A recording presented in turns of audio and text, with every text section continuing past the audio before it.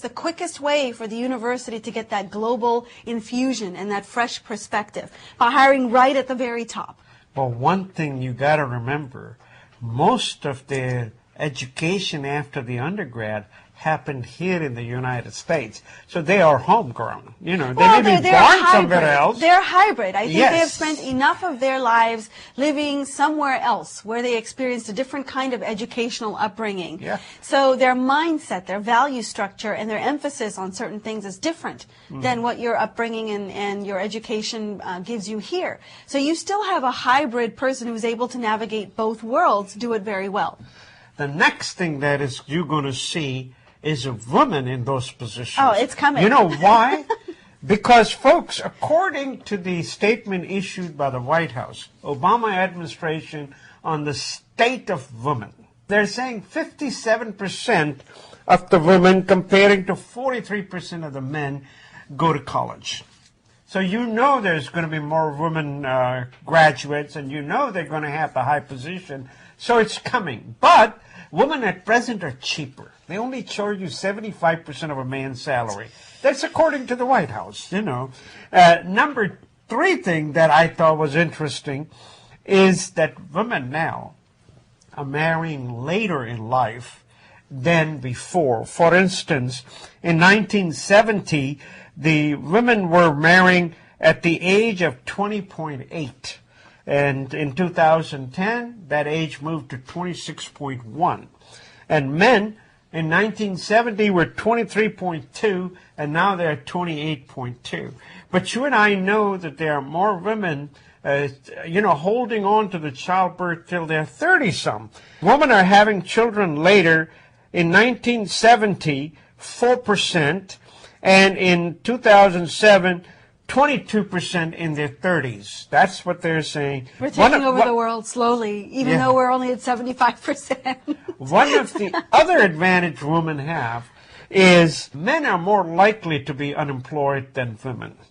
8% versus 10.5%. Yeah, women are very good at aligning with each other. You know, you find that there are so many groups of housewives that are looking for something to do during their hours of the day. They band together and they find ways to be successful by building little communities.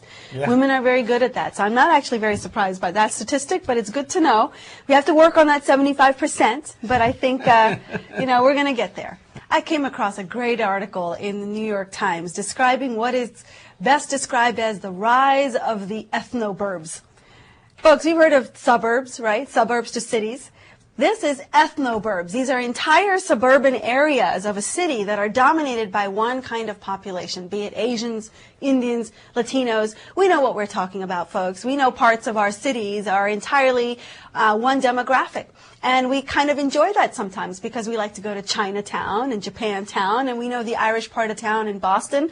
Well, this article talks about that. You know, this ethnoburbs term was coined in 2009 by Arizona State University professor Wei Li to describe entire cities dominated by a non-white population. Now, in California, this is something that's interesting. Who would you think is the dominant demographic there to form these cities? Latino, I guess. You would think so, but that's not the case. It's actually the Asians. This is true, folks. The fastest growing ethnic group in the nation's largest state is Asians, up 31.5% over the last decade to about 5 million. There are more Asians in California than the total population of any American city but New York. And the group is larger than 28 of the states. But like a lot of immigrant communities, they tend to settle in pockets. So in LA, for example, you might find a part of town that is just, entirely one demographic. It happens in just about every major metropolis. But this has been going on for decades. We tend to think of it as more of a Asian, Latino, Indian thing now. But back 50 years ago, it used to be the Irish who chose to do this. They cluttered around Boston, for example. Italians liked Philadelphia and they liked New York. Germans settled in Milwaukee and in Cincinnati. So when you go to different parts of the country, you observe different traditions based on ethnic populations that chose to settle in different parts of the country. It's just now there's a new crop of immigrants doing the same thing. But remember, Asians are 50% of the world population. So you'll expect them almost every place. Well, you would, except when you go into these parts of town, the ethnoburbs, what you'll find there is you'll find stores that all focus around the one community, food that focuses around that community, and it's like getting a mini experience for being in that cultural population right in your own home nation.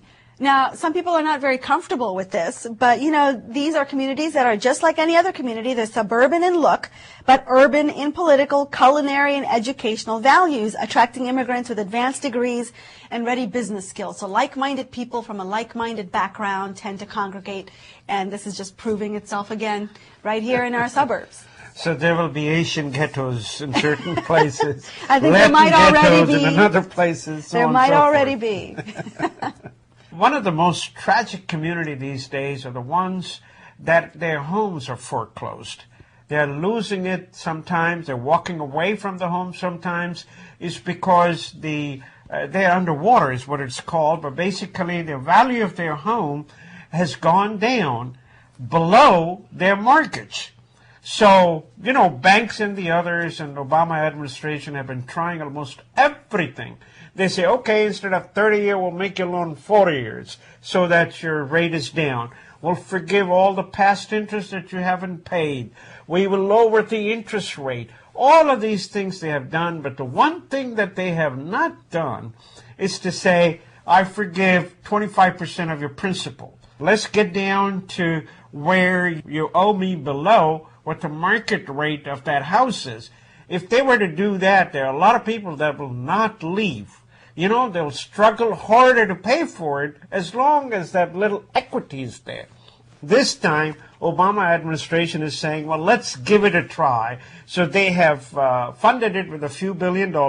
It's going to be tried in 3 states where the foreclosures are the most, which is Florida, Nevada, Arizona. These are the places they're going to start, where they're going to make sure that the value of your mortgage is lower than the value of the house in the market. I think that's a great program to go with it. It's going to be interesting to see how this affects Fannie Mae, Freddie Mac. A lot of these 2 companies own a large part of the housing market, especially the lower middle income markets. That's where you see a lot of the foreclosures as well.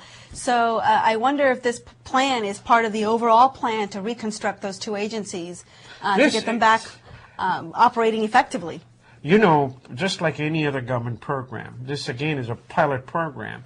To do it, let's see if it works, because these are the people that will contribute significantly to the economy if they are allowed to keep the house. House is the biggest incentive. It's the American dream, and without that, you're so much more limited in what you can do and in the ideas that you can dream. You remember when I talked about last time about the president of Russia saying, can you imagine so many soldiers in the field to protect their house? They will do almost anything.